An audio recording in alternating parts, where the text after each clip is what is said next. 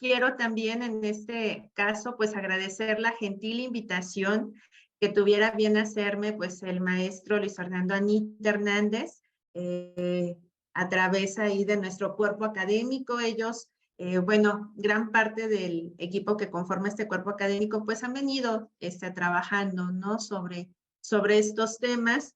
Y bueno, en este caso yo me voy a abocar exclusivamente a hablarles de las acciones que se han emprendido en lo que es pues la Universidad Michoacana para trabajar pues este tema de perspectiva de género y también pues cómo se ha venido atendiendo de manera particular el caso de la violencia en contra de la mujer, que como bien lo refería pues la maestra Jessica, pues no es algo aislado, es algo que sabemos que es una realidad.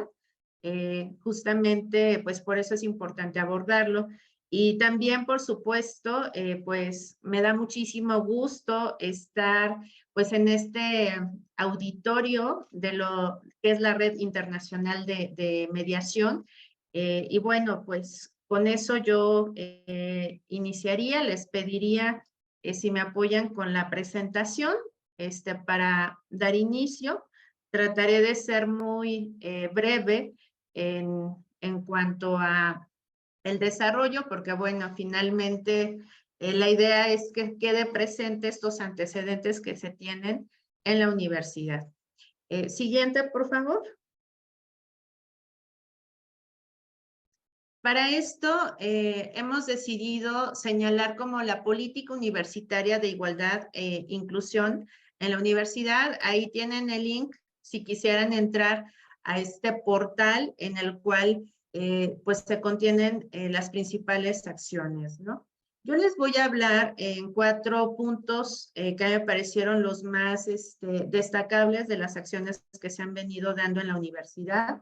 Lo primero es, pues desde esta red que incorpora a nuestras instituciones de educación superior, como lo es la Asociación Nacional de Universidades e Instituciones de Educación Superior, de la cual forma parte la universidad y que ha sido esta asociación en gran medida quien ha marcado las pautas para incorporar pues esta política universitaria de igualdad e inclusión, ¿no?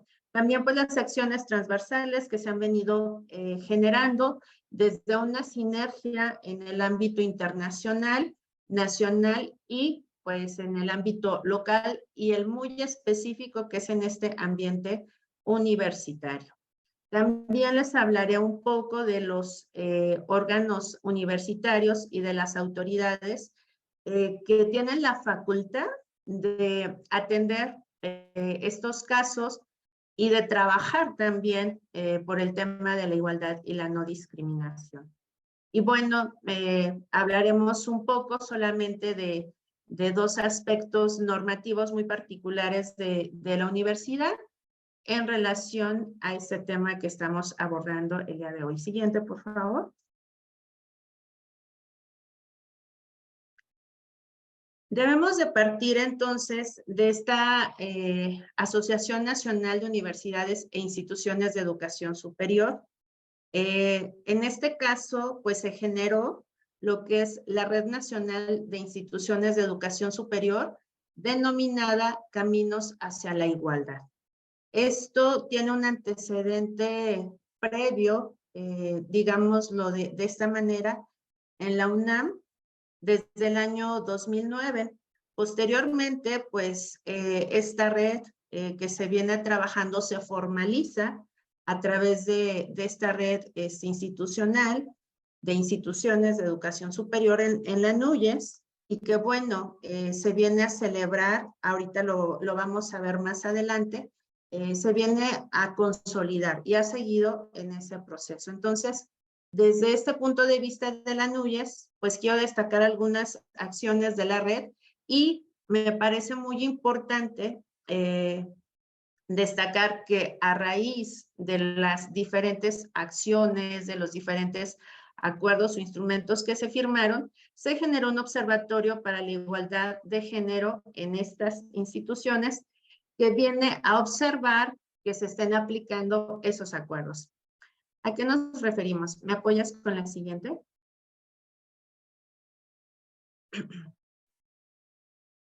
Miren, hay una carta compromiso que me parece que es el antecedente más importante que tenemos dentro de nuestras instituciones de educación superior por los alcances que tiene y porque la gran mayoría de las universidades que pertenecen a la NUYES firmaron un compromiso que al momento en que cada rector de la universidad se compromete a hacer valer, pues ya es una obligación de cumplimiento, ¿no? Y hay que tener informes, hay que tener acciones particulares que se dan cada año en este sentido.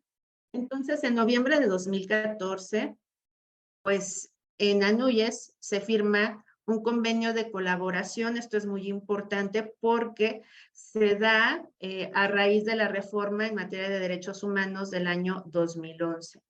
Y bueno, aquí lo destacable es que se firma entre la Secretaría de Gobernación y la CNDH.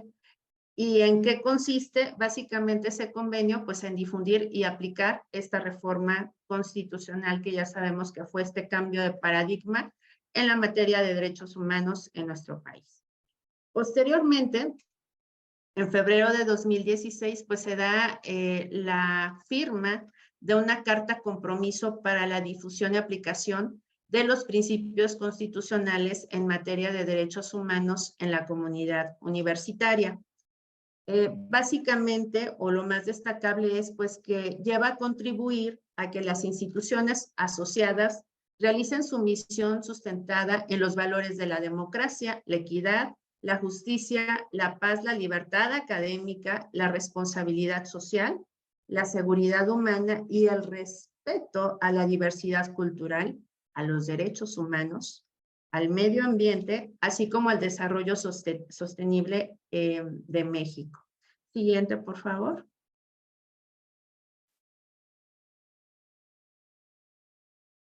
¿Cuáles son los compromisos que se deben destacar de esta carta tan importante para nuestras instituciones y que son la base para estas acciones que venimos desarrollando en materia de perspectiva de género y de derechos humanos? Lo primero, pues, es proponer ante los órganos de gobierno de la universidad, pues, la revisión de los planes y programas de estudio a fin de incorporar de manera transversal contenidos de derechos humanos.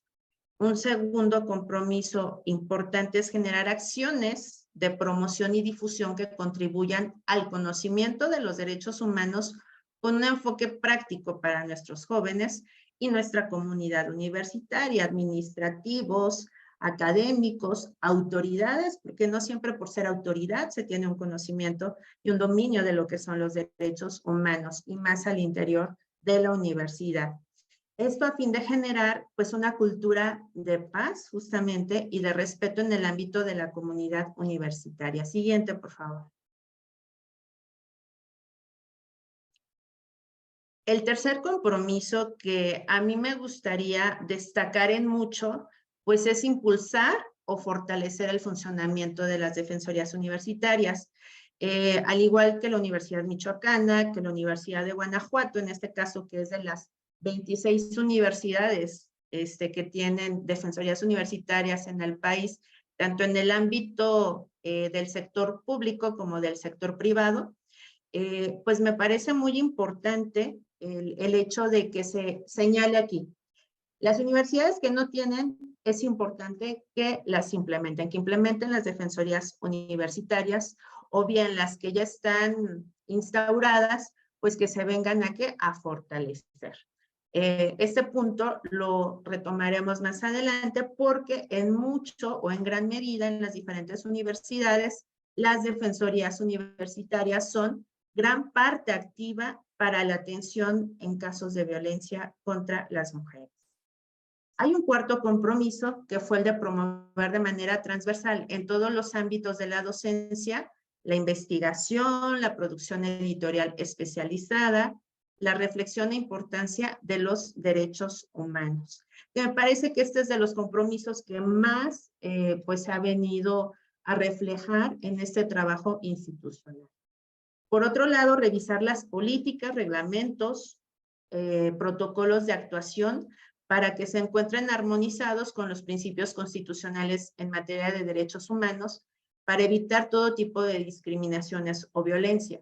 Quiero decirles que este compromiso fue tan importante que fue el que permitió que muchas de las universidades a nivel nacional, por fin, a través de estos compromisos y esta firma particular de cada uno de los rectores, pues fue lo que permitió la publicación, en algunos casos, la generación de lo que son los protocolos, que hay diversos nombres, diversas denominaciones que se dieron, pero finalmente son los protocolos al interior de las universidades para atender los casos de acoso, de hostigamiento, en general de violencia, ¿no? De género, de violencia contra las mujeres al interior de las instituciones. Siguiente, por favor.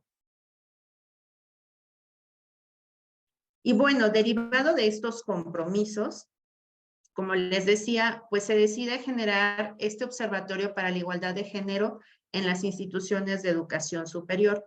Esta tabla que ven aquí, esta gráfica,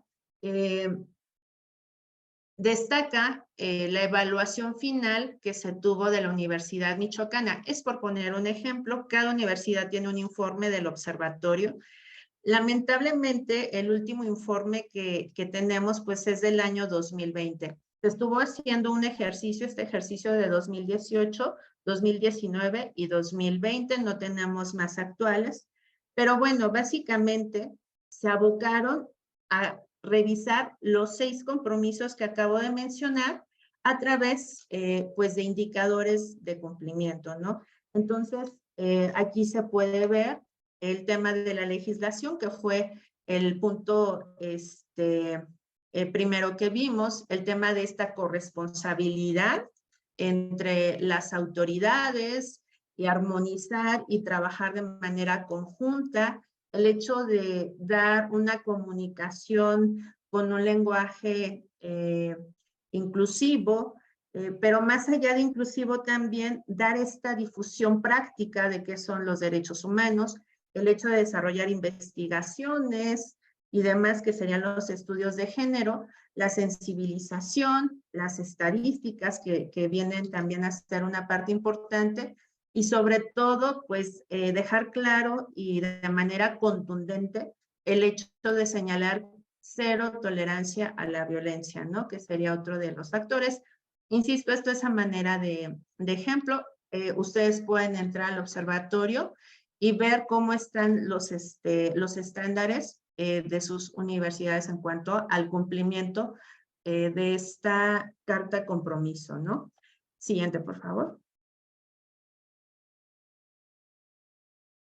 Y bueno, ya la Universidad Michoacana, me pareció importante darles este contexto para entender por qué estas acciones que realiza la universidad, pues van alineadas, ¿no? Justamente a estos antecedentes y estos compromisos que se firmaron en su momento por el rector de la universidad, por la máxima autoridad, porque pues finalmente lo tiene que avalar también todas estas acciones el Consejo Universitario. Entonces, estas acciones transversales, pues primero decirles que se genera en la administración pasada un mecanismo denominado alerta género. Así lo denominaron, dieron un número específico de atención para denunciar estos casos, se abre un correo institucional y lo más, en mi particular punto de vista, es que se generaron lo más importante, porque es lo que tiene un seguimiento a la fecha, es que cada dependencia generó o nombró a enlaces institucionales de inclusión y de equidad de género. Que en este momento, esa red ahora es quien está proponiendo una nueva política, un cambio que me parece que será significativo y que vamos a comentar al final de esta charla. Siguiente, por favor.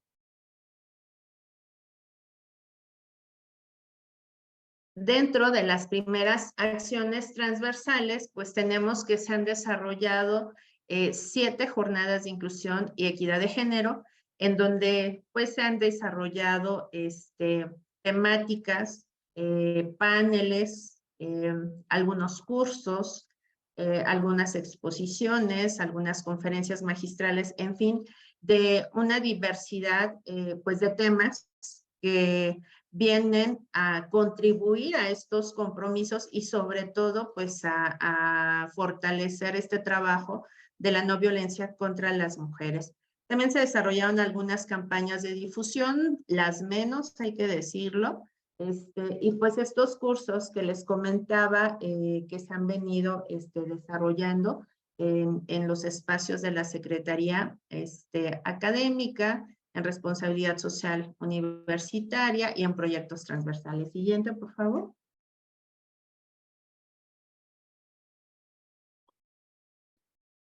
Y bueno, la normatividad que fundamenta el trabajo y la aplicación, pues es la misma que se viene manejando a nivel internacional, nacional, estatal y por supuesto universitario. ¿A qué me refiero?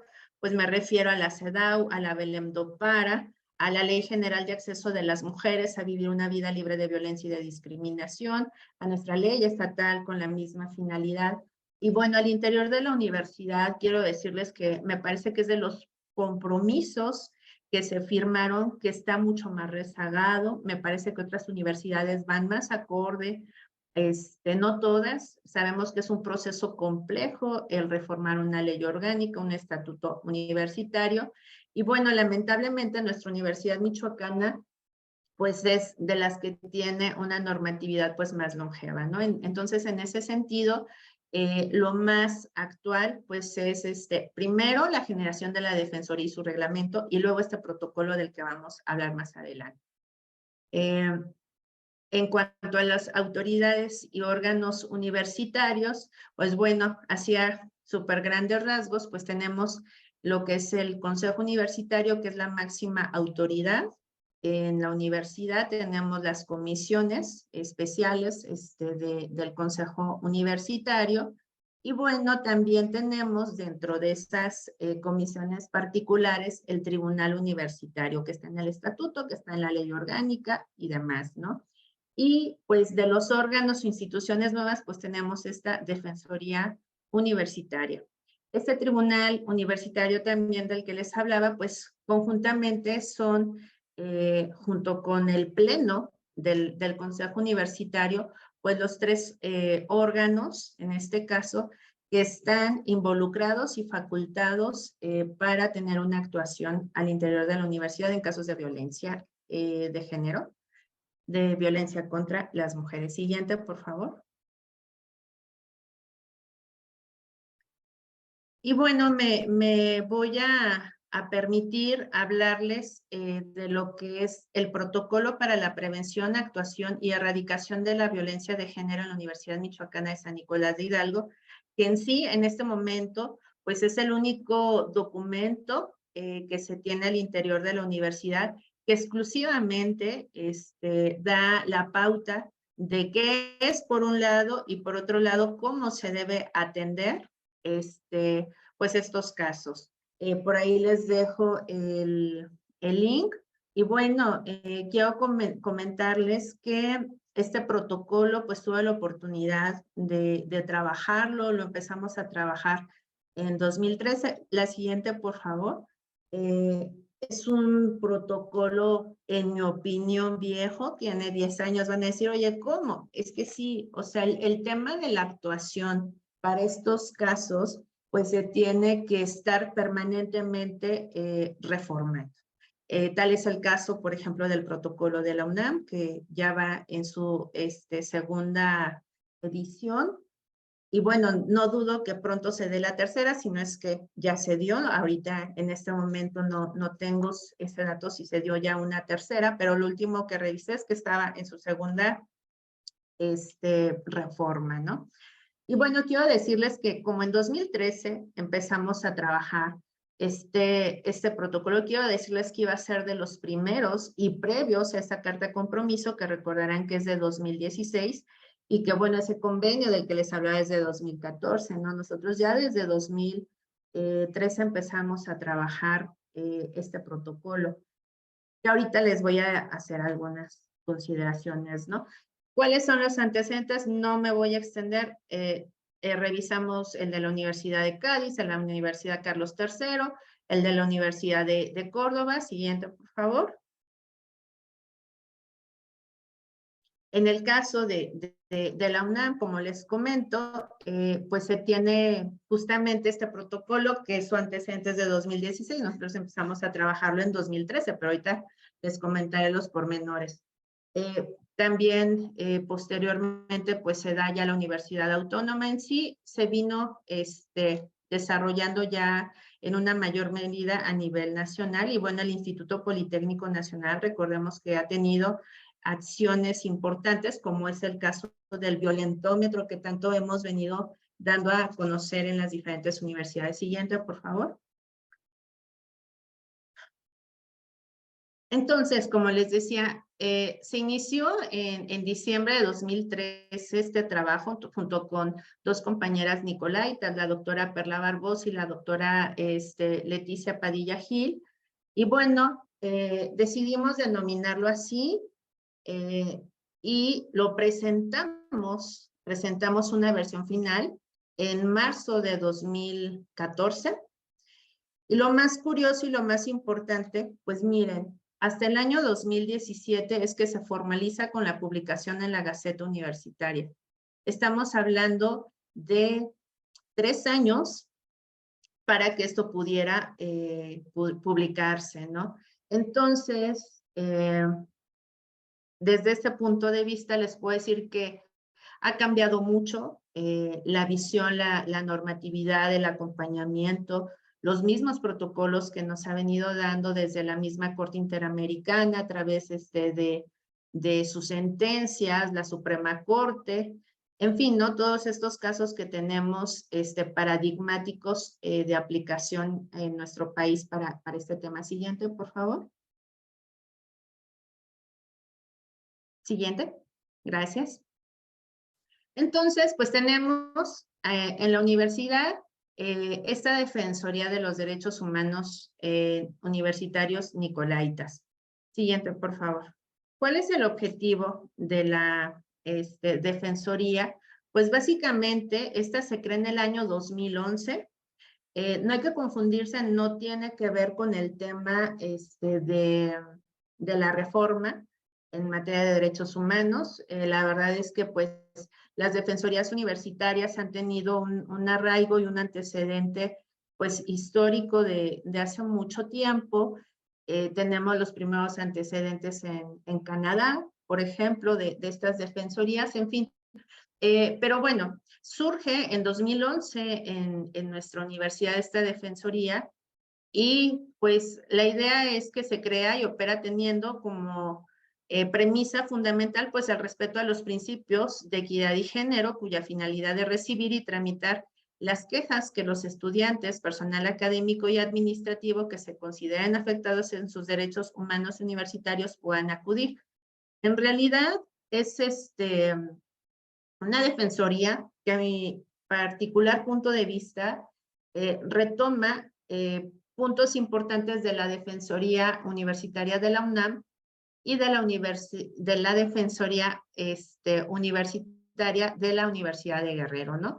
En el país, pues la UNAM fue la pionera en este sentido y la Universidad de Guerrero me parece importante destacar que es la que da un cambio significativo a la idea que se venía teniendo de las defensorías universitarias. Entonces es como una versión mixta, ¿no? De esto. Y bueno, su reglamento, que en sí habla más que nada del proceso que se debe de llevar a cabo, cómo se nombran, cómo se designan a los defensores, tanto el titular como los adjuntos y demás, ¿no? Pero ahorita no vamos a profundizar en ese sentido. Siguiente, por favor.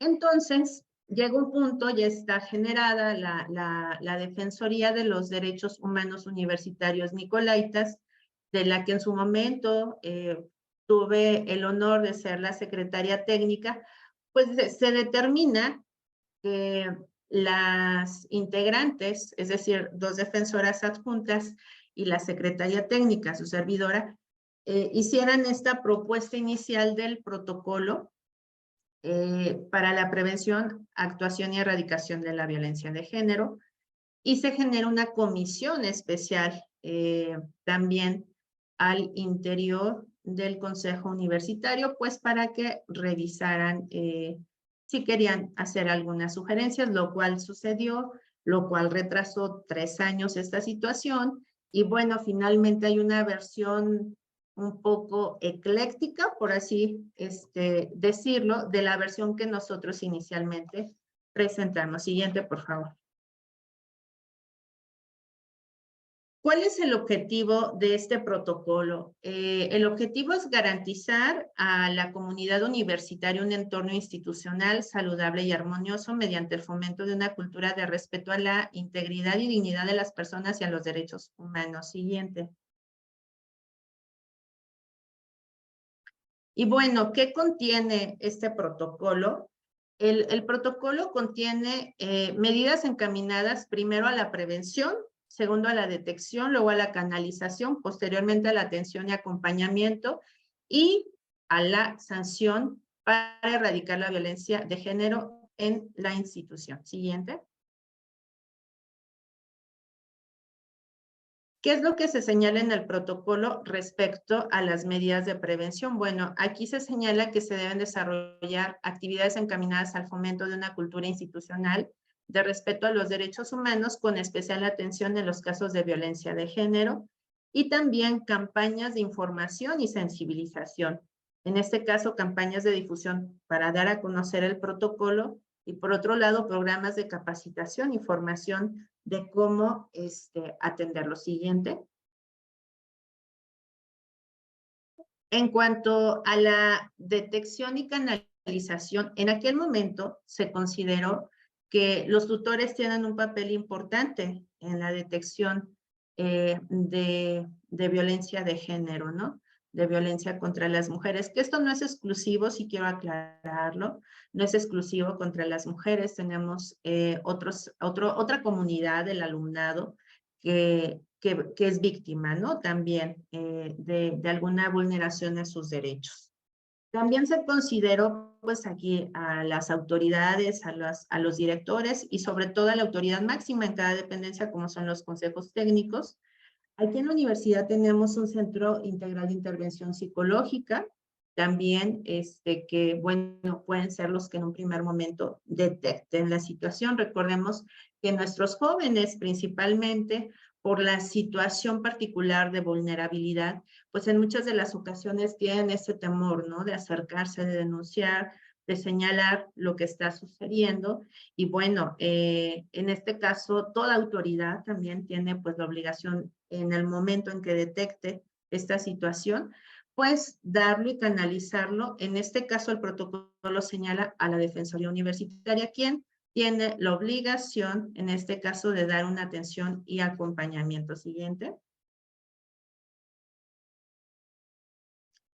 Y bueno, yo aquí les pongo cómo es el proceso de actuación de la Defensoría en caso de violencia de género, que es muy similar al proceso de quejas en general, salvo esta parte final que ven a su lado derecho, ¿no? ¿Cómo opera? A grandes rasgos, de manera muy rápida. Se presenta la queja y hay 3 aspectos que se pueden dar. Primero, la presentación de la queja se da por la parte agraviada o puede ser por interposición de una tercera persona, pero también está el otro supuesto, que es conocimiento de oficio. Es decir, nuestra defensoría puede actuar también de manera oficiosa.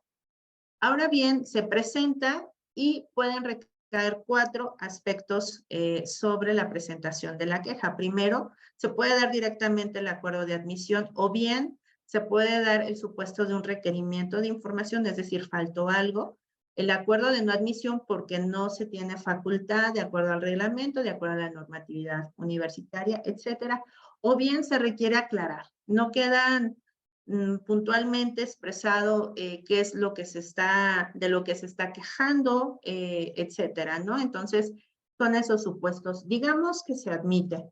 Lo primero que se da es, en este caso de violencia de género, pues si es necesario, se emiten medidas cautelares y o de acompañamiento, que eso es muy importante.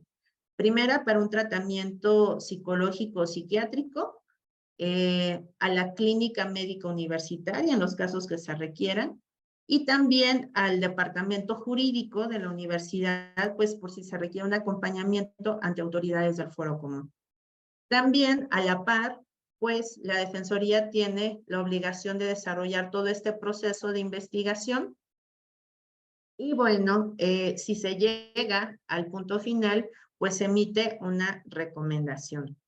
Esta recomendación se notifica a las partes y a su vez se remite a lo que es el secretario del Consejo Universitario, que a su vez es el secretario de la universidad, para que él mismo lo turne a una comisión especial de las que ya les hablé, que es la del Tribunal Universitario. Desarrolla un proceso de investigación y bueno, emite un dictamen y este dictamen se somete para su aprobación al Pleno del Consejo Universitario. Siguiente, por favor.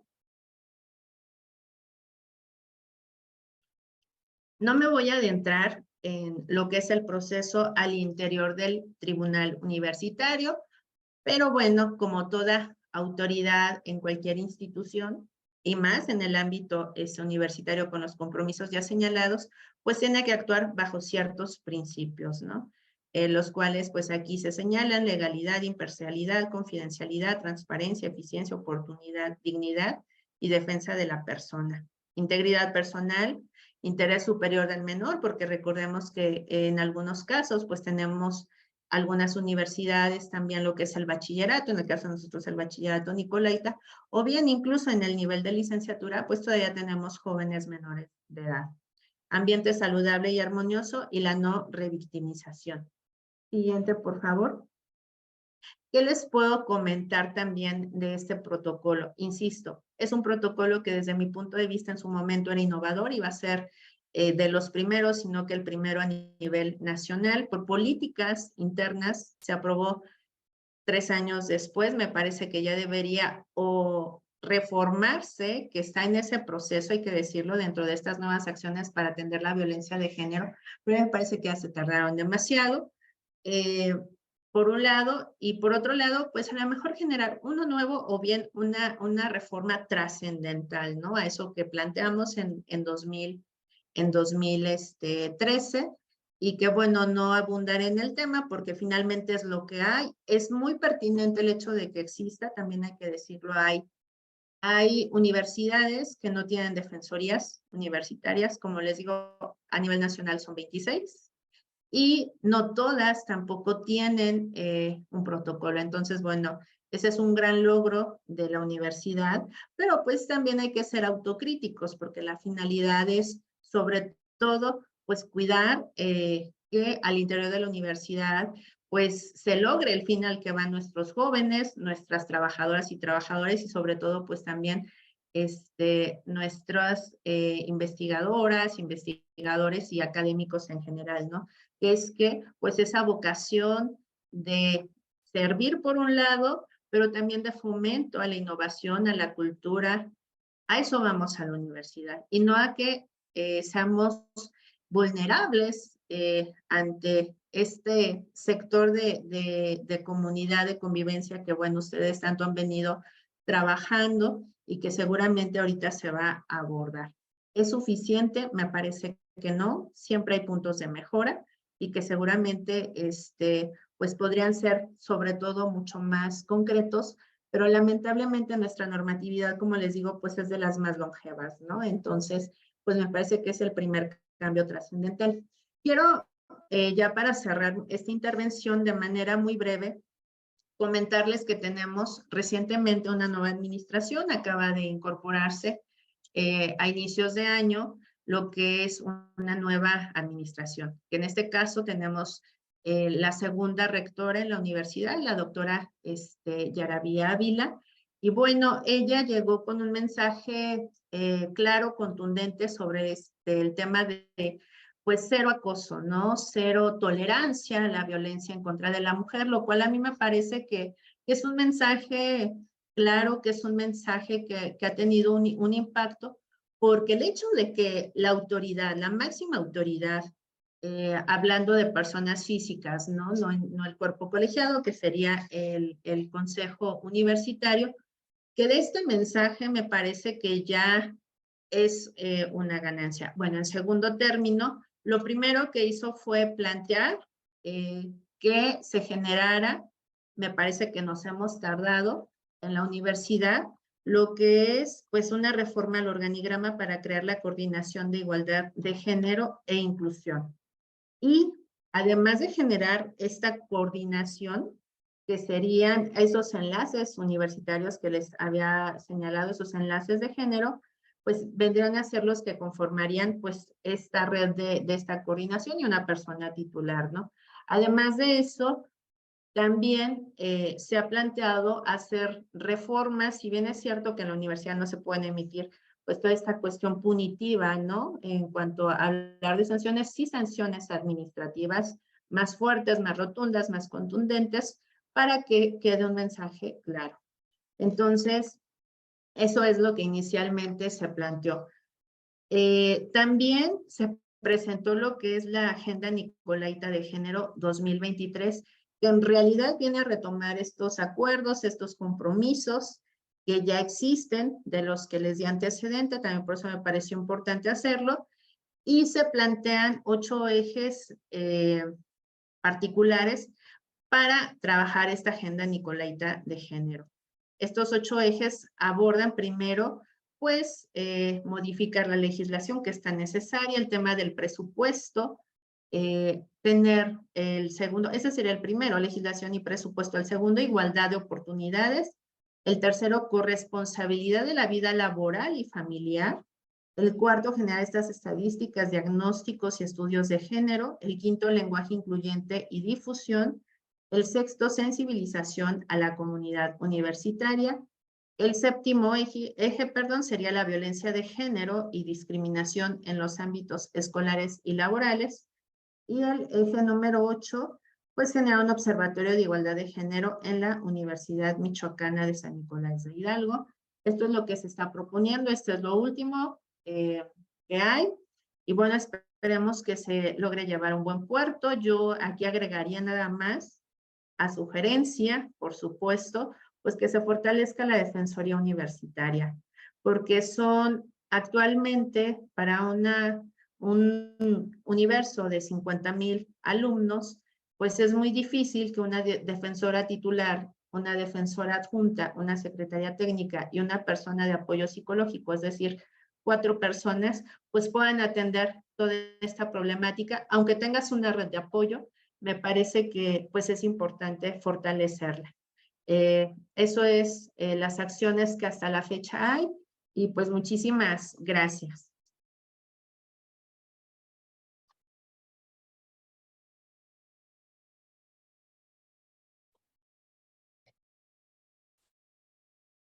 Muchísimas gracias, doctora. Encantadísimos de escuchar toda este panorama tan interesante que nos presenta desde su universidad.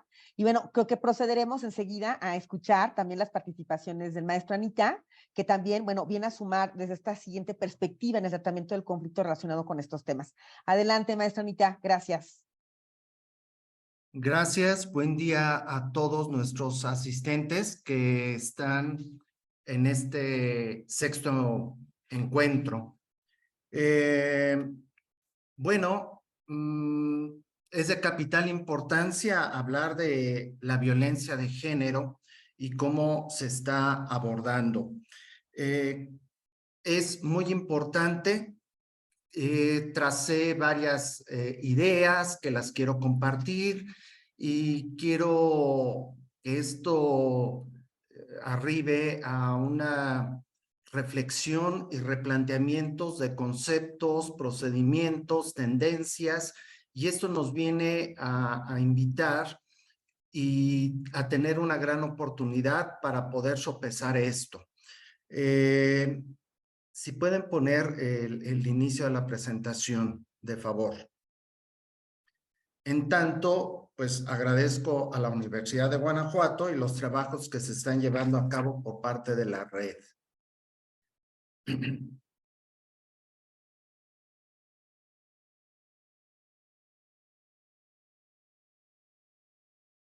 un segundo la presentamos, ¿eh? Permítanos, maestro. Sí, gracias.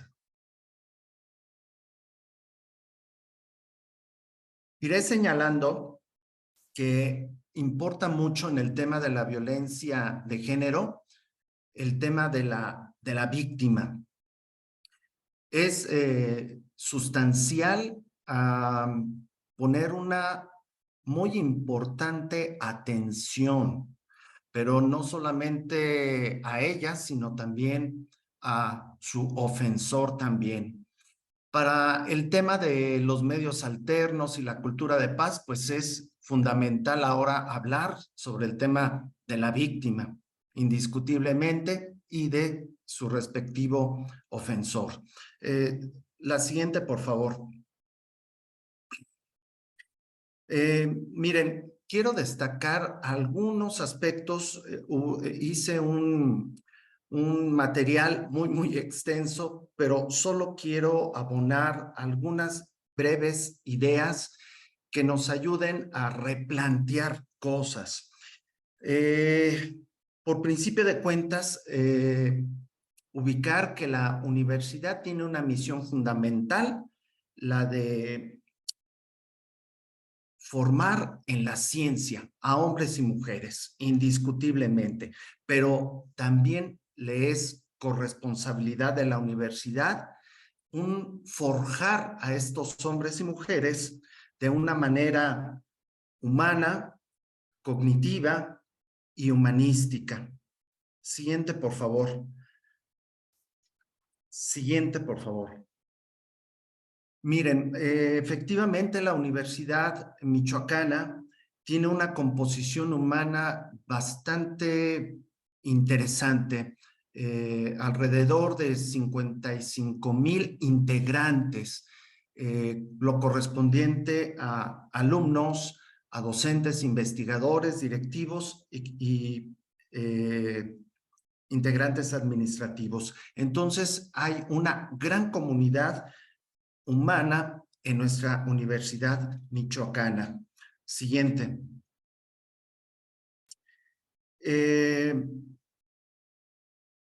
Siguiente, por favor. La universidad tiene una estructura que identificamos en relaciones verticales y horizontales. Podemos permear que son sociables, simétricas y continuas. Siguiente, por favor. Pero muchas veces en estas relaciones su interacción ya está cobrando algunos aspectos que nos están poniendo en una tesitura. Están siendo tensas, hostiles y violentas. Esto no es una afirmación, pero quisiera puntualizar que en gran medida la diversidad y la heterogeneidad en esas relaciones no están siendo tolerables, no están siendo aceptadas por la generalidad. Y entonces esto puede ser un punto que medie para nuestro tema de estudio. Siguiente, por favor. Siguiente. Miren ustedes, la universidad, como todo centro de cultura y de gran interacción humana, pues hay una socialización y una convivencia muy dinámica, muy armoniosa, pero es evidente, es innegable, es una realidad la violencia de género. Siguiente, por favor. Esa violencia de género, pues, está acompañada de una acción y omisión. Ustedes tienen ahí para visualizar algunos de estos actos u omisiones que se están dando en estas relaciones verticales y horizontales. Quisiera aclarar lo de la relación vertical, docente-alumno, directivo-alumno, y horizontal entre pares o entre alumnos. Hay esa generación de la violencia bajo estos elementos, no son todos, son algunos de ellos. Siguiente, por favor. Siguiente, por favor. Algo que es de llamar la atención. Hay documentos oficiales por parte de la UNESCO que han establecido algo sustancial. Miren ustedes, la violencia de género en los entornos universitarios son una realidad, pero lo que debe de marcarnos mucho es que es una práctica sistemática. Eso debe de ponderar en mucho. Esto es muy controvertido, esto es contundente. Desde luego que las universidades al interior deben de hacer mucho en torno a ello.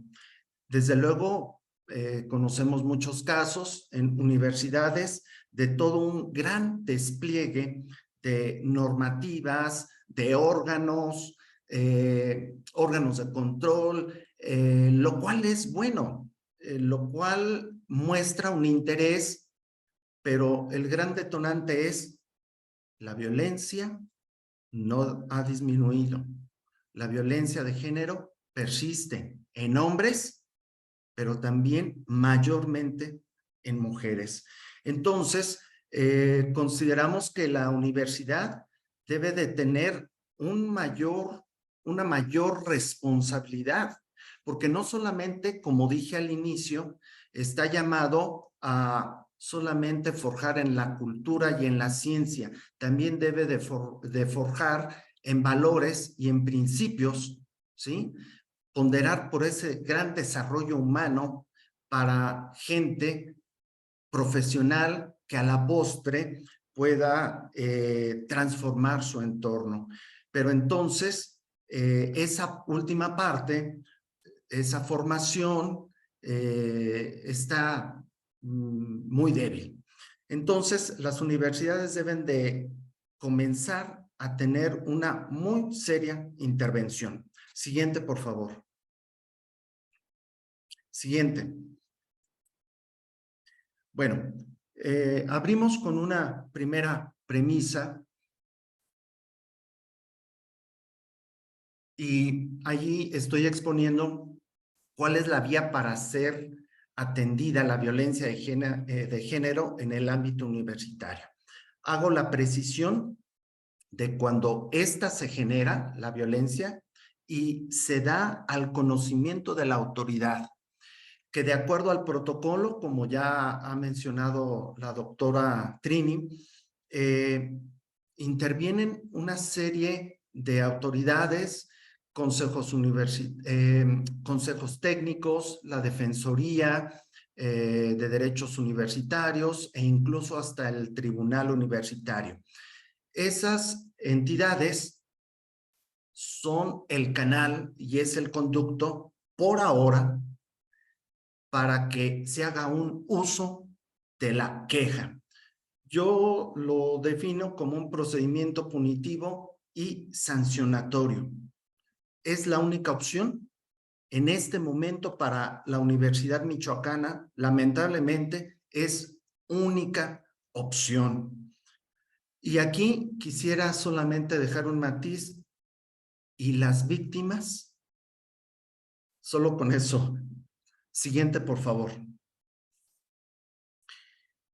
Hay algunas voces al interior de la universidad que han planteado si la violencia de género en el ámbito universitario es susceptible de ser planteada en justicia alternativa, pero sobre todo en prácticas restaurativas. La respuesta es no. Siguiente. ¿Por qué no? Porque se ha estilado y se ha puntualizado que la justicia alternativa, conciliación, mediación, no entren al tema de abordar la violencia de género, porque hay la desigualdad y el desequilibrio de poder, la victimización y la revictimización, la indefensión y el empoderamiento del agresor. Eso es lo que pudiera justificar el no. Siguiente, por favor. Parece que esta posición gana terreno y se afianza con, si quieren poner la anterior, por favor. La Ley General de Acceso de las Mujeres a una Vida Libre de Violencia. Como ustedes pueden apreciar en ese artículo, evitar procedimientos de mediación o conciliación ser inviables. Se reafirma la posición del no. No a que se exponga a la víctima, ¿sí? Pero yo digo, se está dejando de lado a la víctima en una gran parte que ya comentaré. Siguiente. Vuelve una reafirmación más en la Ley General de Educación Superior, en el artículo 43, fracción 1, inciso A. Ven ustedes de nueva cuenta. En el caso de la violencia contra las mujeres, se excluirán las medidas de conciliación o equivalentes. Hay muchas voces que han criticado el que a la víctima, y siendo mujer, se le restrinja una participación, un protagonismo, y es preferible no exhibirla, no exponerla, no denigrarla. Es preferible buscarle otro cauce, un cauce donde no tenga más trauma o sufrimiento. Entonces hay que cuidarla, pero yo digo, ¿en verdad eso sería adecuado para esta víctima? Insisto, para varones, pero mayormente en mujeres. Siguiente, por favor.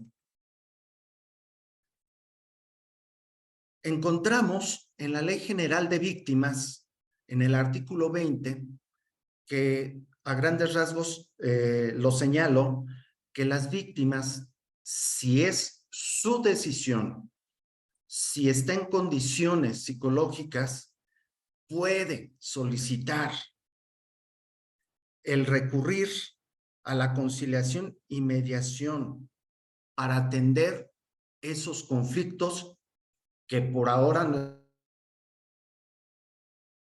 nuestro tema sería de la violencia de género. Deja con esto abierta la puerta para atender eso, la violencia de género.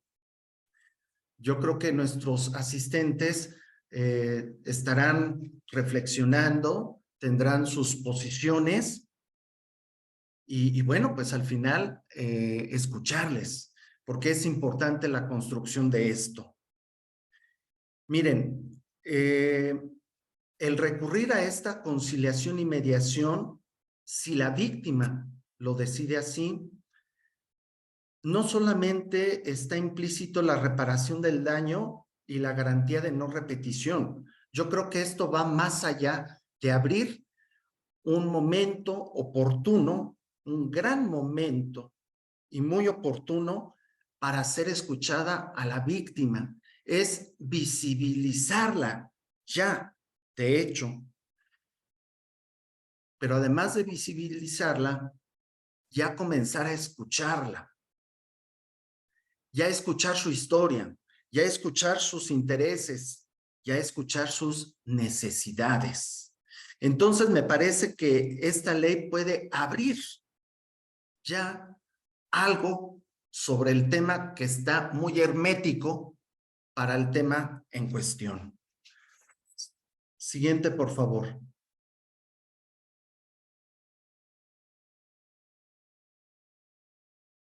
Quisiera puntualizar Y también quisiera no afirmar, pero sí establecer que en muchos protocolos o reglamentos sobre la violencia de género en algunas universidades del país ya están comenzando a posibilitar que muchas de las conductas de la violencia de género comiencen a ser abordadas bajo una tesitura de la conciliación, la mediación, prácticas restaurativas, o en otros le denominan procedimientos alternativos. Pero son muy contundentes en protocolos y reglamentos que he citado, porque siguen separando el tema de que aquellas conductas que se configuren como delitos y que se persigan de oficio, eso queda vedado totalmente a la justicia alternativa, pero sobre todo de las prácticas restaurativas. Siguiente, por favor. Marco una tercera premisa. La señalo. La queja como procedimiento administrativo universitario, o si se llevase la denuncia ante la autoridad respectiva y se sigue un procedimiento judicial, en su caso, aseguran a través de la queja o a través del procedimiento judicial, aseguran la atención y reparación integral de la víctima que ha sufrido los estragos de la violencia de género en el ámbito universitario. Hay que plantear esta interrogante. De entrada, la respuesta es, pues no. Siguiente, por favor. Miren ustedes, la víctima de violencia de género, a través de la queja o el proceso judicial, ¿qué es lo que a ellas les puede reportar? Por una parte, sentirse protegidos, tener seguridad, terminar con esa relación de poder y de subordinación, dejar que devenga el castigo o la penalización o la sanción. Eso es lo que esperaría la víctima, ¿no? Hay que repensarlo. Siguiente, por favor. Miren, la víctima con relación a la implementación de una queja o de un procedimiento criminal que se haya generado por violencia de género, la víctima queda a la víctima, la hacen que quede desfavorablemente en una situación y se le remarca más. Miren ustedes, ahí el tema es no ser escuchada de manera exhaustiva. Está relegada, un reduccionismo de su protagonismo, la neutralizan. Esto genera una debilidad, una inseguridad en la propia víctima, a tal grado que la inhibe de la capacidad de autonomía, la inhibe de esa incapacidad de decisión. Entonces, resguardarla, de no exponerla, exhibirla, está generando un gran problema y la está poniendo en una gran desventaja. Ciertamente, quienes manejamos el tema de la mediación o de los medios alternos, sabemos que una parte en el conflicto no puede estar en desventaja frente a la otra parte si no hay un plano de igualdad.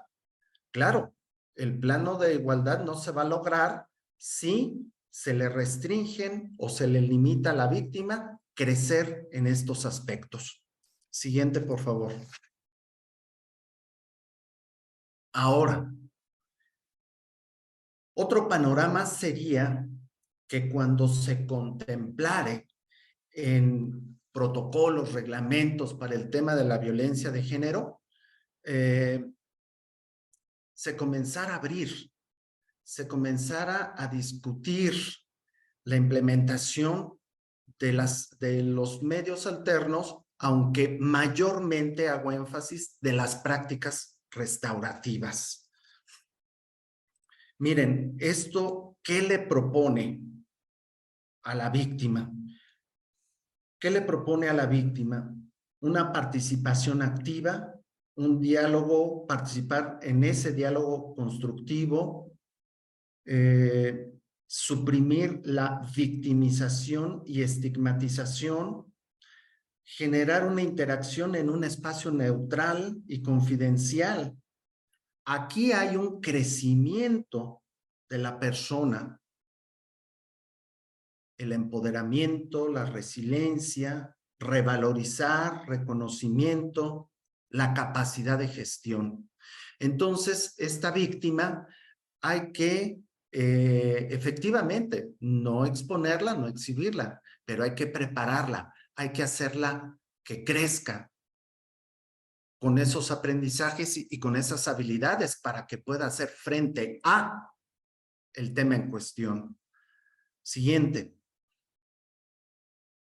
Miren, también para el ofensor le representa pues una participación activa, un escenario neutral para enfrentar las secuelas del comportamiento, espacio genuino para la responsabilización, generar una reinserción, propiciar cambio en lo conductal, generar los aprendizajes y el autocontrol de emociones, aprendizajes y autocontrol del poder y el crecimiento personal también para él.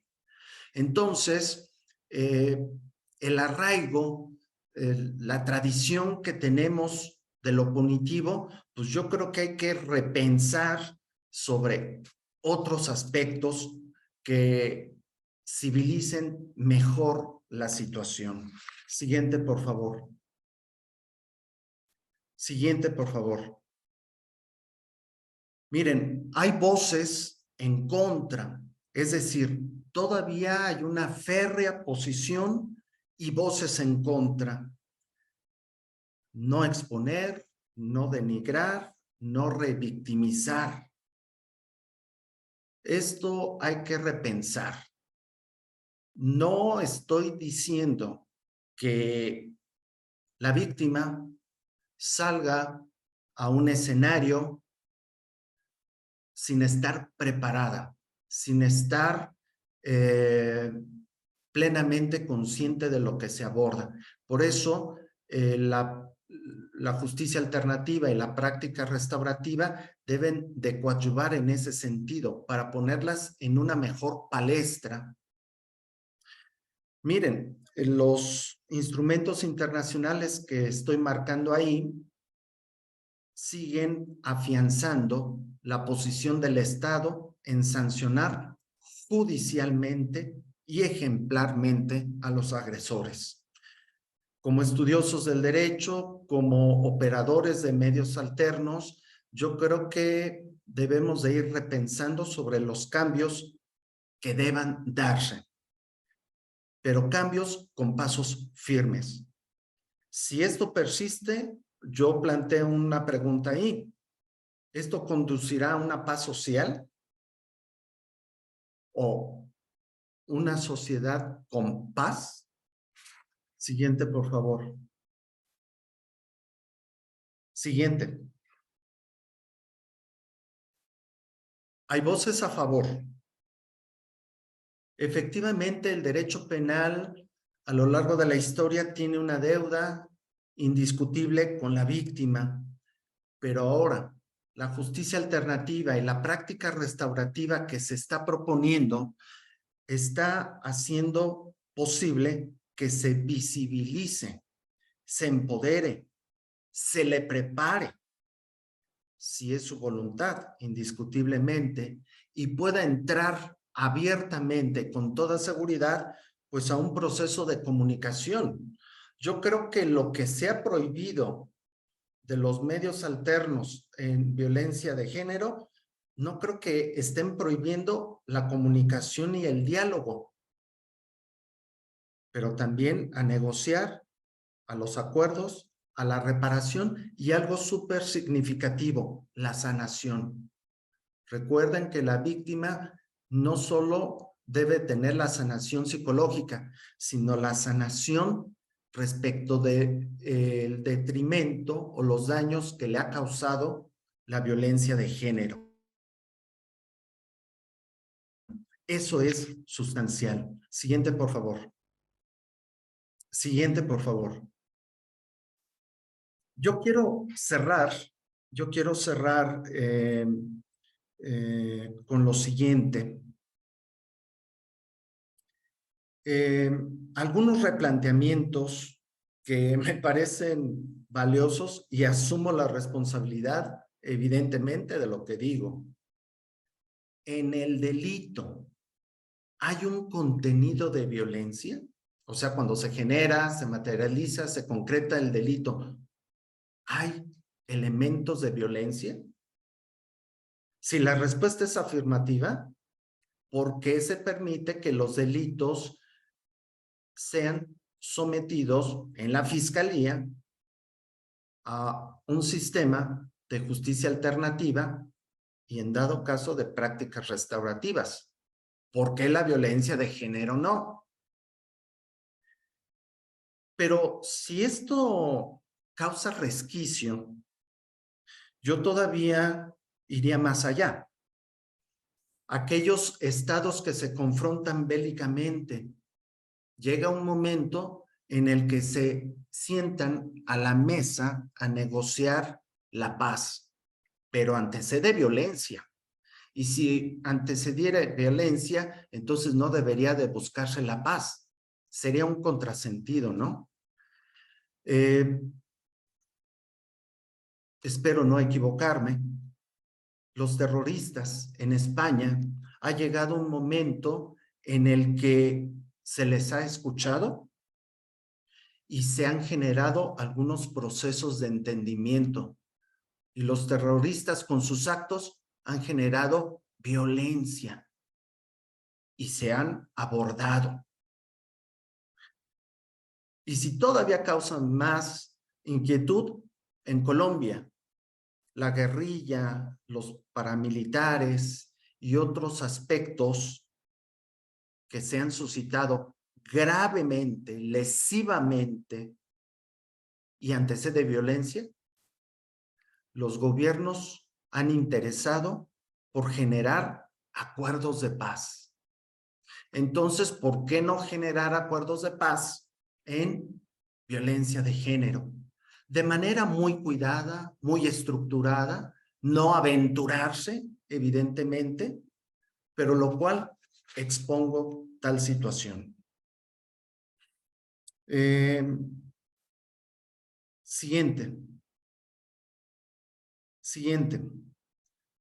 Quiero llegar a concluir solamente para dar este espacio a la interacción que tengamos, porque será estupendo escucharles. Son ideas que he trazado de mi parte, pero que con mucho gusto las he querido compartir. Yo quiero cerrar que la Universidad Michoacana tiene un retroceso en materia de justicia alternativa y práctica restaurativa. No tiene mayor antecedente más que un ápice de conciliación en la Defensoría de Derechos Universitarios, no estructurada esa conciliación. Simplemente una práctica muy sui generis que no equivale a lo que por naturaleza representa una conciliación, y es todo.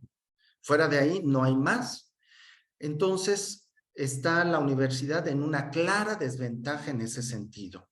Y lo que se va a preponderar es que con la nueva administración se generen esas nuevas políticas en el área de la justicia alternativa y prácticas restaurativas. Una vez que se pueda lograr esto también, coadyuve con el tema de la violencia de género. Y es que la violencia de género no podemos quedarnos con la sola expectativa de sancionar, separar y nada más. Yo creo que a través de mi exposición he sido muy claro de que tenemos que avanzar a otro momento y pensar exactamente en la víctima, varones y mujeres. Y esto conducirles a una sanación. Ya dije, lo psicológico es un punto y aparte, pero esta sanación es respecto de los estragos de la violencia de género. Así es que todo esto invita a una honda reflexión y yo quedo hasta aquí.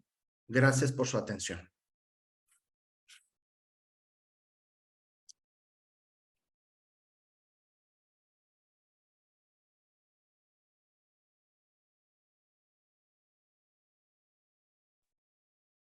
Muchas gracias, doctora y maestro, por sus aportaciones el día de hoy en esta sexta sesión.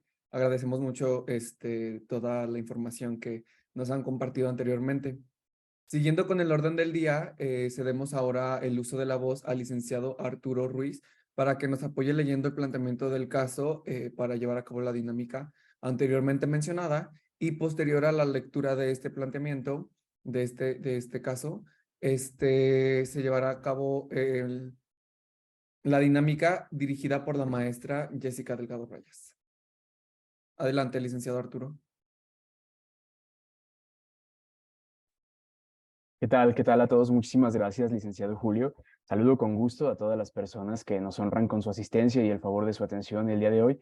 Y asimismo, como bien comentaban, para continuar con el orden del día, les queremos compartir un breve caso de estudio con el propósito más que nada de reforzar los puntos abordados por nuestros ponentes a lo largo de esta fase expositiva, para después escuchar las opiniones y disertaciones de un par de invitados que desde una perspectiva estudiantil y profesional en el tratamiento del conflicto van a abonar al mejor entendimiento de las diferentes perspectivas sobre este tema. Y este caso que les queremos compartir es el caso de Abel.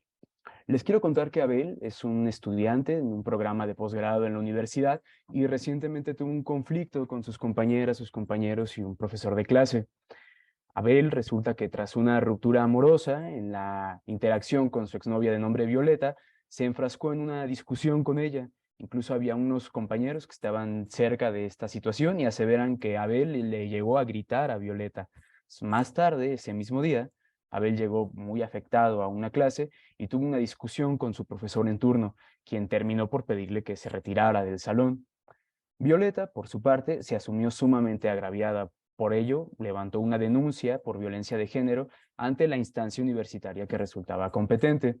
Por su parte, el profesor no quiere saber nada más de Abel. Lo único que pide es ya no tenerlo en su grupo de trabajo. Resulta que tras una valoración de esta situación por parte de las áreas de la universidad que resultaron competentes, se recabó un poquito de información que les queremos compartir. Resulta que Abel tiene un trastorno emocional y sufre de una adicción al alcohol. Por ello ha sostenido un tratamiento psiquiátrico con medicamentos que le ayudan a mantenerse estable. Pero asimismo acude regularmente a terapia psicológica y a un grupo de alcohólicos anónimos que le brinda este soporte emocional necesario para poder llegar a mantenerse sobrio. Estos procesos los tiene él en un ánimo de atenderse de la mejor manera posible. Las semanas previas al conflicto la había pasado Abel muy mal porque estaba muy presionado, era periodo de exámenes, y particularmente el día que tuvo este conflicto con Violeta, Abel había tenido un muy mal día, se encontraba emocionalmente inestable y en un desafortunado cruce de medicamentos psiquiátricos con el alcohol tuvo una reacción adversa que hizo que perdiera el control de sus emociones. Eventualmente, Violeta decidió por desistirse del procedimiento y no le interesaba que Abel tuviera alguna sanción en particular, pero sí pedía que ya no compartieran el salón de clases. Por su parte, el profesor justamente reiteraba esa misma petición. Y, finalmente, de las alternativas que se presentaban a Abel por parte de la universidad, él expresó que para Sí mismo era muy importante tener una oportunidad de explicarle a la comunidad, a todas estas personas que se vieron afectadas por el conflicto, qué fue lo que había sucedido, cuál era la situación por la que él estaba pasando, en aras de ofrecer una disculpa y comprometerse con no volver a incidir en esas conductas, para que sus profesores, sus compañeras, sus compañeros pudieran sentirse tranquilos en la presencia de Abel dentro de la universidad. Pues bien, este es el caso con el que se va a trabajar en la siguiente dinámica, que nos va a ayudar a dirigir la maestra Jessica Delgado, a quien cedemos el uso de la voz. Bueno, pues hemos encontrado un caso que de alguna manera se asocia quizás a muchos de los que han llegado justamente a nuestros espacios de queja y de solicitud de ayuda, y nos encontramos con una vertiente bastante interesante en relación a la manera en la que pudiéramos dar respuesta a esta controversia, atendiendo justamente a toda esta gran información, esta gran perspectiva que nos dan nuestros ponentes. Y bueno, me gustaría mucho que en esta ocasión invitamos en este sentido al licenciado Ricardo Vázquez Arredondo, que es mediador y conciliador experto en este tipo de temas ya desde hace más de 20 años, y que de alguna manera en la práctica cotidiana y también como docente nos pueda dar una perspectiva en relación a este tema, ¿sí? Por otra parte, también tenemos a Alejandra Rivero, que ella es estudiante de la Universidad de Guanajuato, que también participa con nosotros como invitada para conocer sus perspectivas en el entendimiento y alcance de este conflicto y de la manera en la que ellos asumirían su tratamiento, ¿sí? Damos en principio el uso de la voz al licenciado Ricardo Vázquez Arredondo para escuchar sus perspectivas en torno a esta presentación.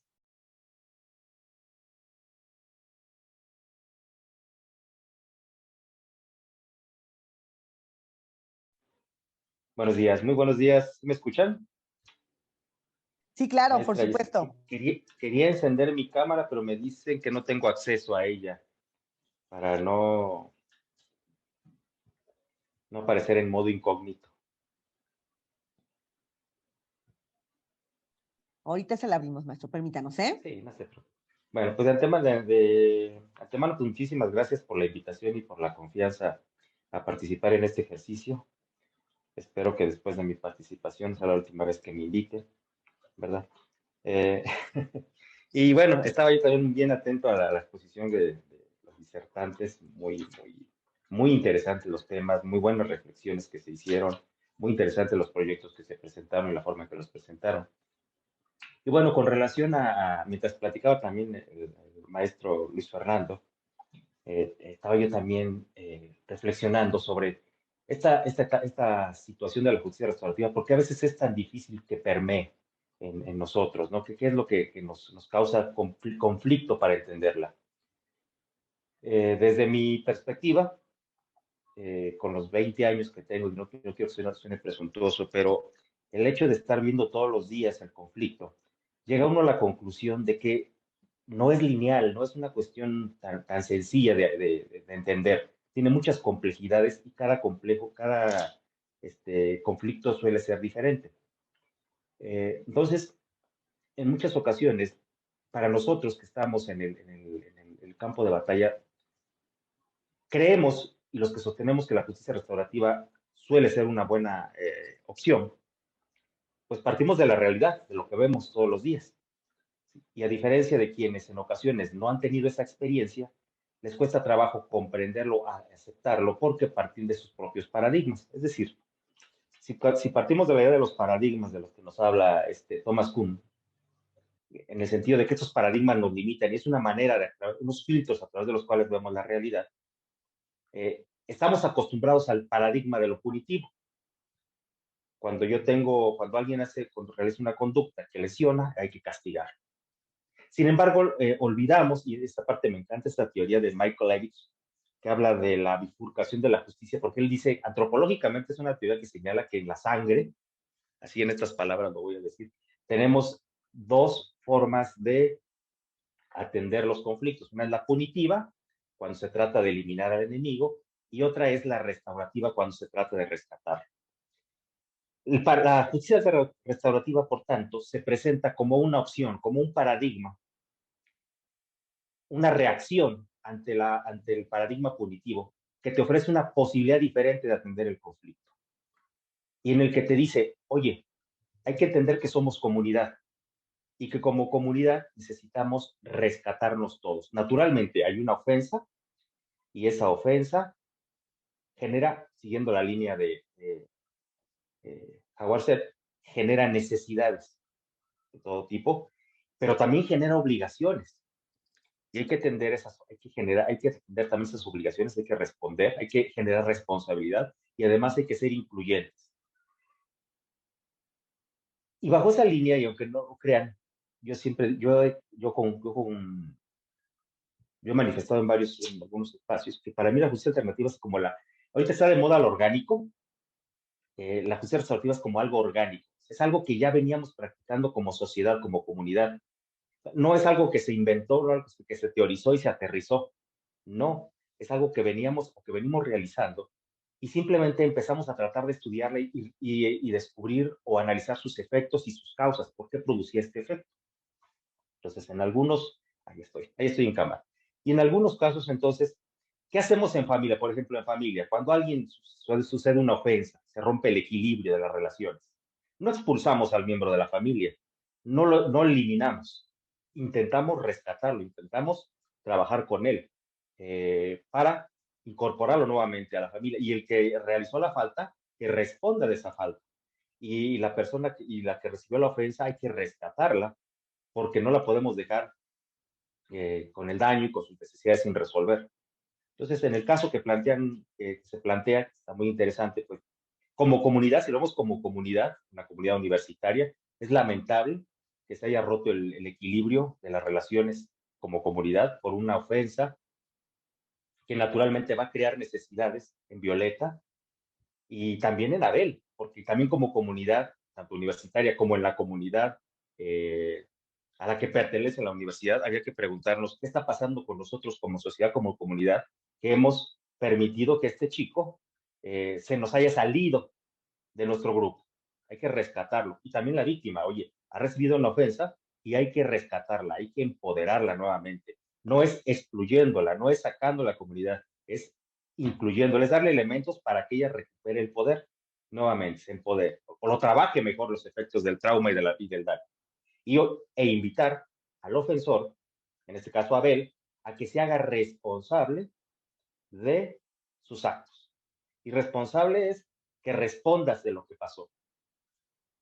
Independientemente porque en la narrativa de la historia, bueno, existe una serie de atenuantes, vamos a ponerlas entre comillas, atenuantes, o razones que justifican la conducta de Abel. Bueno, se comprende, se entiende. Sin embargo, realizaste un acto que generó una ofensa y tienes que responder ante ello.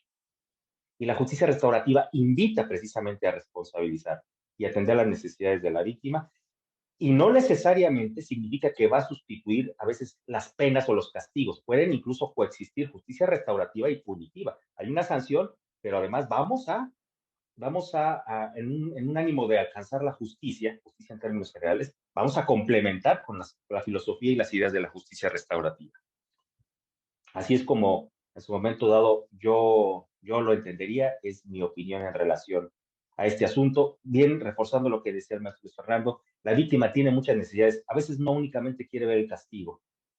A veces en la práctica lo que ha pasado es que la víctima lo primero que quiere es saber por qué pasó esto, por qué lo hiciste.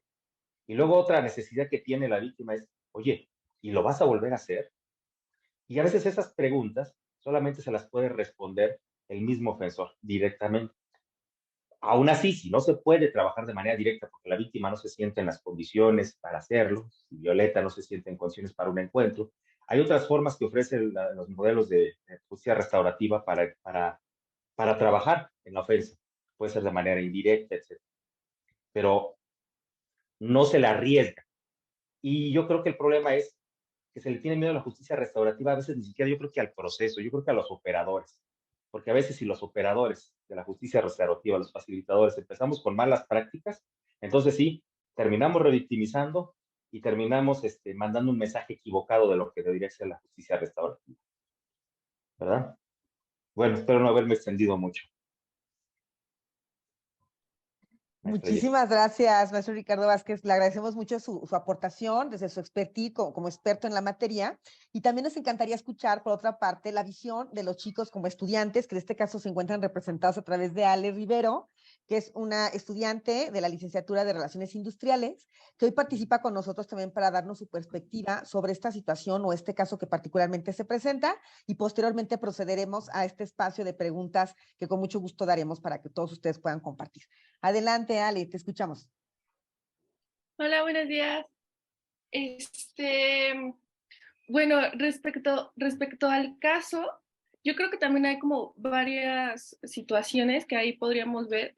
Por una parte, pues está Violeta como la persona que fue agredida, y está Abel que fue el agresor, ¿no? Entonces, pues hay dos situaciones ahí, porque en el caso también mencionaban que pues Violeta también había hecho ahí como que, o sea, estaba consciente de que él estaba en tratamiento, de que él tenía un problema con el alcohol, y ese día a lo mejor ella tampoco supo canalizar bien sus emociones. No estoy diciendo que sea su culpa, pero también nosotros como personas necesitamos aprender a controlar nuestras emociones, saber leer a las demás personas, porque a veces por un pequeño gesto podemos ahorrarnos una pelea enorme.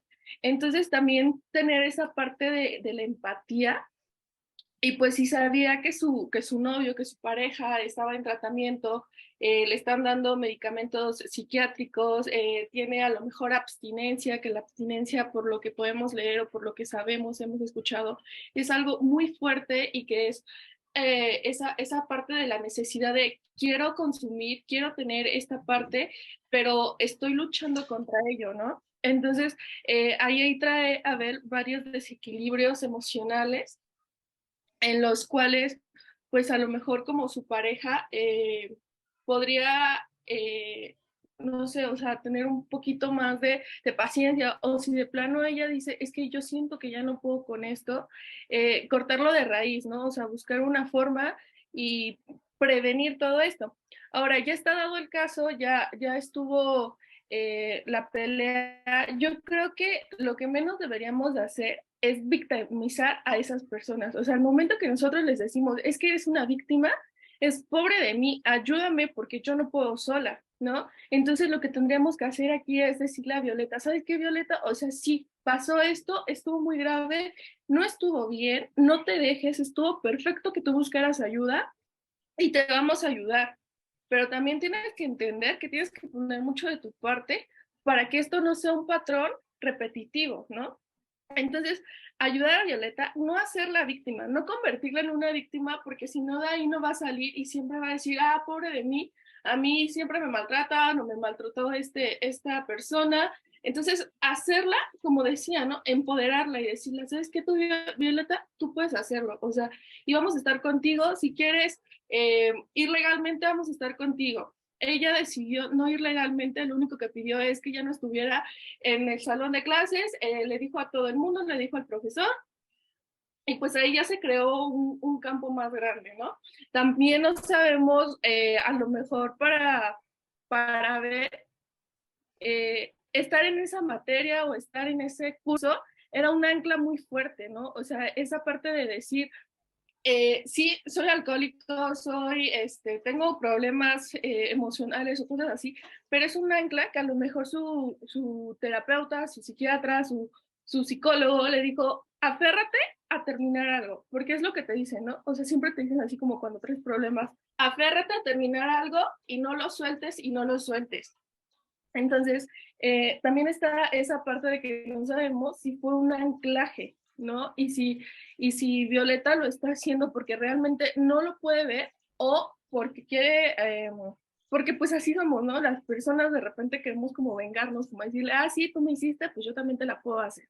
Entonces, llevar como un tratamiento ahí con Violeta y no soltarla, o sea, ayudarla a ser más segura de sí misma, porque si no, cuando salga al mundo real, por así decirlo, fuera de las instituciones académicas donde nos protegen, va a decir, ¿y ahora qué? ¿No? O sea, no puedo pedir siempre, ojalá no le vuelva a pasar, pero sabemos que vivimos en un país en donde la violencia de género es una realidad y no podemos simplemente taparnos los ojos y decir, es que eso no pasa. ¿no? Entonces, no siempre va a poder evitar a ese tipo de personas. Al contrario, tenemos que enseñarle cómo poder luchar o cómo poder, ¿cómo lo diría? Cómo poder coexistir con estas personas, ser más inteligente, tener un control emocional bastante alto, porque en este caso también Abel está consciente que hizo mal y él está pidiendo que se haga una reunión con sus compañeros para pedir una disculpa y darles una explicación de qué es lo que le estaba pasando en su vida, ¿no? De que a lo mejor en ese momento no estaba bien emocionalmente, traía medicamentos, le ganó la abstinencia, estuvo tomando, entonces todo se le juntó. Y por ahí me dijeron que a veces una acción no te define como persona, ¿no? Porque a veces decimos, es que yo hice esto y ya te crees tú, o sea, a pesar de que sabes que hiciste mal, te crees tú como la persona más mala del mundo. Entonces, al momento de que a Abel lo corren de su clase, sus compañeros le dejan de hablar, no lo dejan dar una explicación y defenderse, lo están encasillando y a lo mejor ahí puede empezar otra vez una recaída y puede llegar a ser algo peor, que a lo mejor violencia física, violencia psicológica, violencia verbal, ¿no? O sea, puede a lo mejor dice, pues es que ya de por sí ya me tienen como la persona que maltrata. Entonces ahí puede empezar a crearse una imagen de él y a continuar con otras violencias en vez de recibir un apoyo y en vez de recibir esa empatía que tanto nos quieren inculcar o que tanto deberíamos de tener inculcado para con esas personas. Entonces, yo creo que sí sería como bueno que le dieran la oportunidad, que él hablara con sus compañeros y que ya sean ellos los que decidan, o sea, entre todo el grupo, ya el profesor, los compañeros, Violeta, sobre todo que ella tenga una decisión muy fuerte y que sea muy consciente de todo lo que puede estar acarreando, ¿no? O sea, realmente empoderarla y decirle, ¿sabes qué? Tú puedes hacerlo, o sea, simplemente ya no le hables, siéntate lejos, a lo mejor que Violeta se sienta hasta adelante y Abel hacia atrás, o Abel hasta adelante y Violeta atrás, o sea, que haya ahí como esa empatía. Yo creo que todo viene de la empatía y que no dejemos que eso defina a Abel, porque puede que sea un estudiante magnífico e incluso puede que esta situación que le haya causado, esto pueda hacer que sea una base fundamental para él, para empezar a luchar contra esa violencia. Que dice, es que yo ya lo experimenté, yo lo hice, yo lo realicé, yo estuve mal y quiero compartir mi experiencia para evitar que otras personas caigan en lo mismo, para hacer conciencia a los demás y ayudar así a combatir desde donde está, desde su posición, esta parte de la violencia de género. Entonces, pueden haber muchas variantes. Yo creo que no se debería de dejar nada más así como, pues ya, ¿no? Ya pasó. Yo creo que sí debería seguir un acompañamiento, tanto para Violeta como para Abel, y pues no dejar que esta situación, que este pequeño momento de su vida las defina para siempre. Y eso sería todo. Excelente, Ale. Muchas gracias por tu participación y bueno, la intención de brindar todas estas perspectivas desde los diferentes enfoques y visiones en relación al tratamiento del conflicto pone en relieve puntos de vista distintos, ¿verdad? Por nuestra parte, bueno, muchísimas gracias, maestro Ricardo Vázquez, a Ale, muchas gracias por estar aquí, por mostrarnos tu punto de vista. Y bueno, vamos a continuar con nuestro evento para pasar a esta última fase de preguntas y respuestas. Muchísimas gracias, adelante.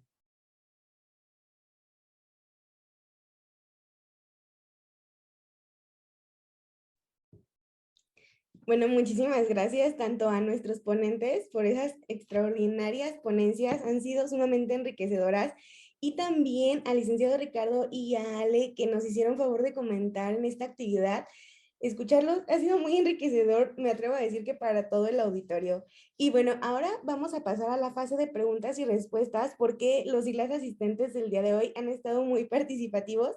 Entonces, bueno, me voy a permitir dar lectura a algunas preguntas dirigidas especialmente a los ponentes para ver si nos pudieran ayudar a resolverlas.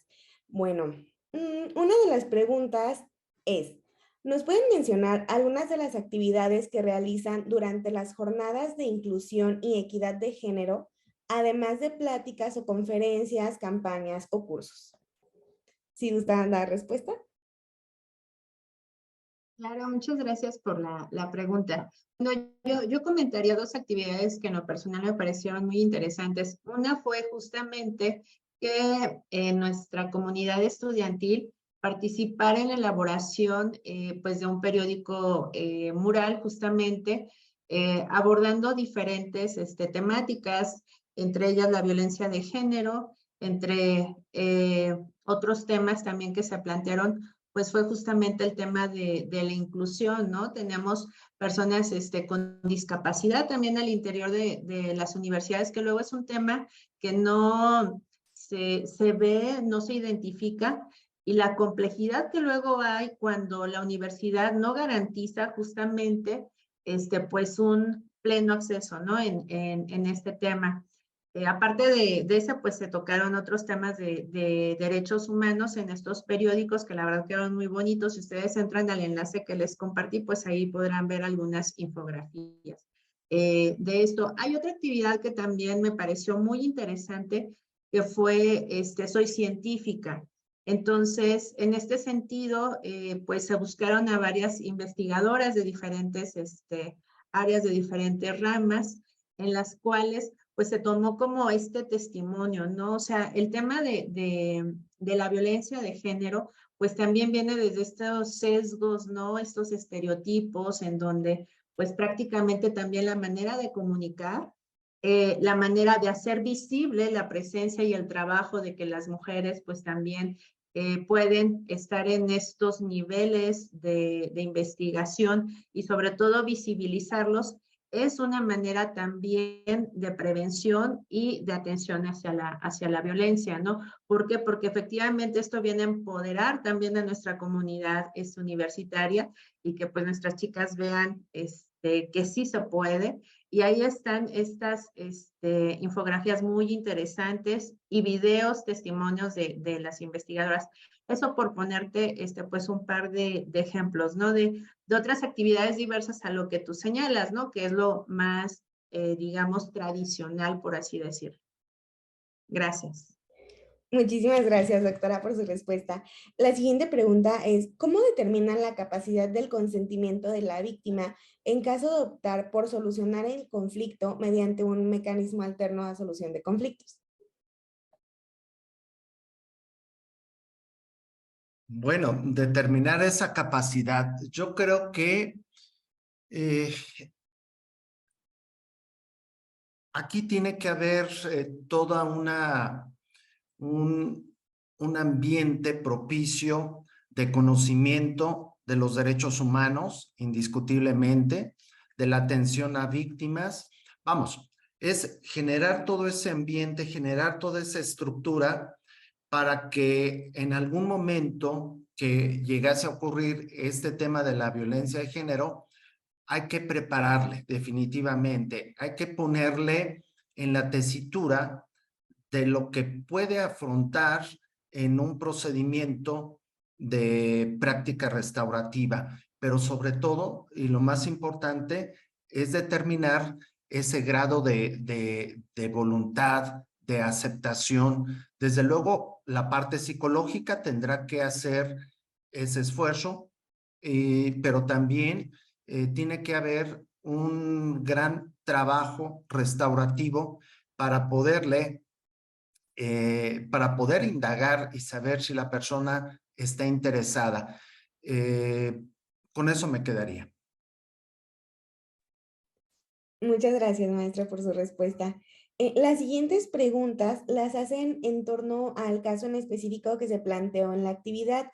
Son 3 preguntas, me voy a permitir leerlas de corrido para ver si se les puede dar respuesta de esta manera. Bueno, la primera es, entiendo que en el caso presentado de Abel y Violeta sea necesaria una intervención, pero ¿por qué la universidad interviene en un asunto tan privado de 2 personas que estudian en la universidad? ¿Tiene esa autoridad? Lo entiendo en el caso del maestro, pero no la intervención de la institución en ese caso, aunque se haya dado en las instalaciones de la universidad. ¿Y si se hubiera dado fuera de la universidad? La segunda es, también en este caso presentado, Violeta no sabía que Abel tenía problemas. ¿Por qué seguir en una relación tan peligrosa? ¿Hay una responsabilidad de ella en esto? Y la tercera, ¿qué tratamiento le darían a la novia de Abel? En específico, ¿cómo serían sus terapias? Bueno, estas son las preguntas que son encaminadas al caso en concreto que fue presentado. Doctora, ¿quisieras comentar algo?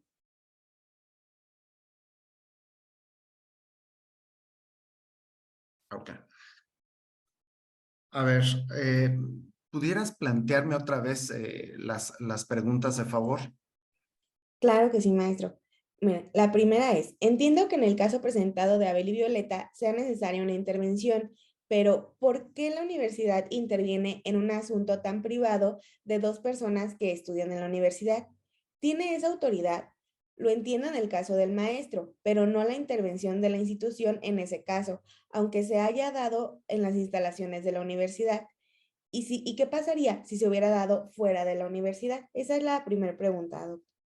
Bueno, a ver, para no generar esa bola de nieve, ¿tiene legitimidad que la universidad intervenga en esto? Bueno, primero estamos hablando de dos educandos, de dos alumnos que participan en esa comunidad educativa.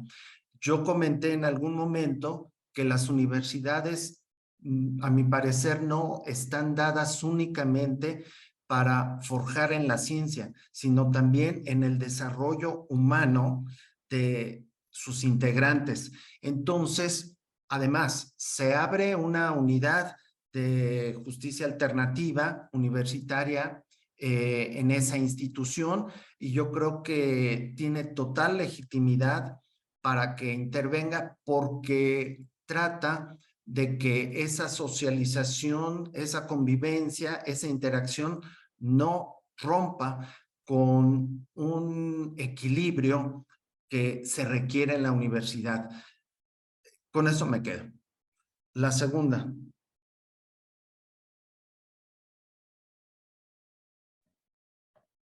Sí, la segunda pregunta dice, también en este caso presentado, Violeta no sabía que Abel tenía problemas. ¿Por qué seguir en una relación tan peligrosa? ¿Hay una responsabilidad de ella en esto? Ese es el segundo cuestionamiento, maestro. Bueno, yo creo que si todos supiéramos de las consecuencias no actuaríamos. Yo creo que aquí todos tenemos la posibilidad de ser apoyados, ayudados, orientados y acompañados. Me parece que Violeta en este caso tendría que tener un acompañamiento para poder revertir algunas situaciones que ella considera tal vez graves o delicadas. Sería eso. Muchas gracias, maestro. Y por último, la tercera pregunta dice, ¿qué tratamiento le darían a la novia de Abel? En específico, ¿cómo serían sus terapias? Pues ahí sí creo que no soy psicólogo y lo único que podría yo comentar sería esto. A ver, las prácticas restaurativas, suele haber equipos transversales, multidisciplinarios, que podrían coadyuvar en esa preparación. Una preparación no fugaz o no superficial, es una honda preparación, no del tipo jurídico, de tipo psicológico, terapéutico, y entonces la práctica restaurativa coadyuvaría en un proceso amplio, profundo, para poder apoyar a las víctimas. Así que eso es lo que podría comentar, no andar en otra área que no es la mía. Gracias. Sí, perfecto, maestro. Muchísimas gracias por sus respuestas, maestro, doctora. Muchas gracias por sus respuestas. Y bueno, para cerrar esta sesión de participación de los y las asistentes, me voy a permitir recuperar dos comentarios que me parece que vale la pena resaltar, de todos los comentarios tan valiosos, claro, que nos hacen favor de emitir en la sesión de preguntas y respuestas. Bueno, uno de ellos dice: cuando conversamos y nos mostramos como somos y contamos nuestra historia a las personas con las que estamos integrados por algún tipo de relación, ya sea emocional, laboral, restaura el equilibrio de la relación, porque tiene el poder de evitar que cada persona se invente o imagine la realidad tanto del infractor como de la víctima. Es en la conversación con un lenguaje no violento y con un paradigma desde la integración y distinto al juzgar, produce efectos maravillosos. Y el primero creo que es el evitar la exclusión. Sí. Otro comentario dice: ha sido muy interesante escuchar estas experiencias. Soy Hortensia Sierra. Me parece que es necesario retomar el nivel de afectación de psicotrauma que tienen las personas involucradas. Se pueden hacer recomendaciones asumiendo que tienen acceso a sus recursos emocionales, personales, sociales. Sin embargo, las personas que han sido víctimas de alguna violencia no necesariamente están en condiciones inmediatas de responder como haríamos en una condición de estabilidad emocional, y se requieren recursos especializados para las defensorías, procuradorías y centros de atención para poder atender con la profundidad que cada caso requiere. Bueno, estos son los comentarios que nos pareció muy pertinente resaltar, sobre todo porque parece que se relacionan con también algunas de las preguntas que nos hicieron respecto al caso en específico. Y bueno, para dar paso al cierre de esta sesión, me permito comentarles que vamos a proyectar el QR para que puedan realizar el registro a de su asistencia a esta sesión, y también ya se les está compartiendo el link igual para realizar el registro de su asistencia por medio del chat. En lo que se van registrando, les queremos poner por allí una preguntita para efectos estadísticos, que nos gustaría muchísimo nos la pudieran contestar y nos dijeran a ver qué piensan al respecto. Dice: la justicia restaurativa presenta una alternativa viable para gestionar la situación presentada y reparar el tejido social que se vio afectado por el conflicto entre Abel y Violeta. Bueno, vamos a ver qué es lo que nos dice la mayoría del público, ¿verdad?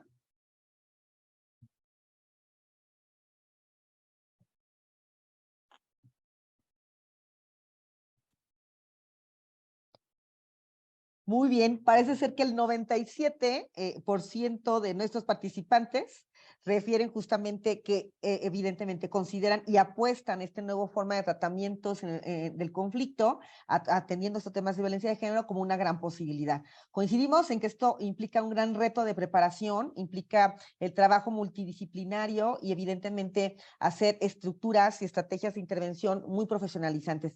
Pues bueno, nos vamos con información interesante, ¿verdad? Agradeciendo mucho su participación y bueno, les dejamos aquí este link de registro para que no olviden antes de retirarse poder hacer su registro de su participación. ¿Sí? Adelante, Julio.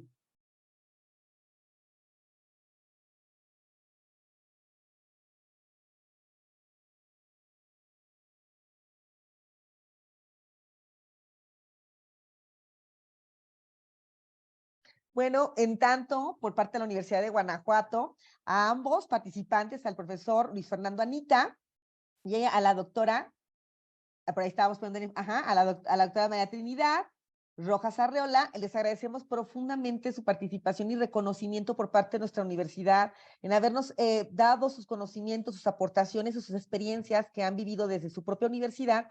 Y en ese sentido, pues bueno, sin faltar en este término de reiterarles nuestro nivel de colaboración, de intercambio y de disposición siempre para estar pues acrecentando nuestro conocimiento que solamente se propone a partir de ese tipo de espacios conversacionales que nos permiten justamente construir conocimiento, llevarnos a los espacios de reflexión, de análisis, y bueno, en ese sentido, tanto a uno como al otro, por parte de nosotros y de la universidad, a nombre de nuestra secretaria general, la doctora Cecilia Ramos Estrada, su servidora, les agradecemos profundamente esta participación. Les haremos llegar sus reconocimientos por su vía de correo electrónico, y bueno, por nuestra parte, pues realmente ha sido todo. Muchas gracias a todos los que han estado aquí presentes en esta sesión, y un aplauso infinito virtual a todos ustedes como ponentes. Muchas gracias por estar aquí.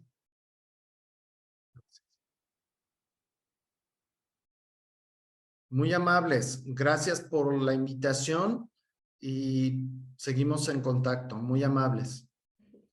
Muchas gracias, un gusto y un placer.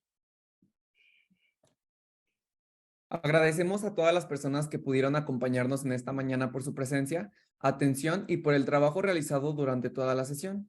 Es así como damos por concluida esta sexta sesión del seminario Tercer Encuentro Universitario Internacional hacia una cultura de la paz desde los mecanismos adecuados de solución de conflictos. No sin antes hacerles la más atenta invitación para que nos hagan favor de contar con su distinguida presencia en la siguiente sesión, la cual se desarrollará el siguiente viernes 16 de junio en un horario de 9 a 11 de la mañana, con la ponencia Factores que intervienen en los conflictos entre estudiantes de universidad y la recomposición del tejido social, a cargo de la doctora Marta Alicia Velázquez Hernández. Muchas gracias a todos y a todas y que tengan un excelente día y un excelente fin de semana. Gracias.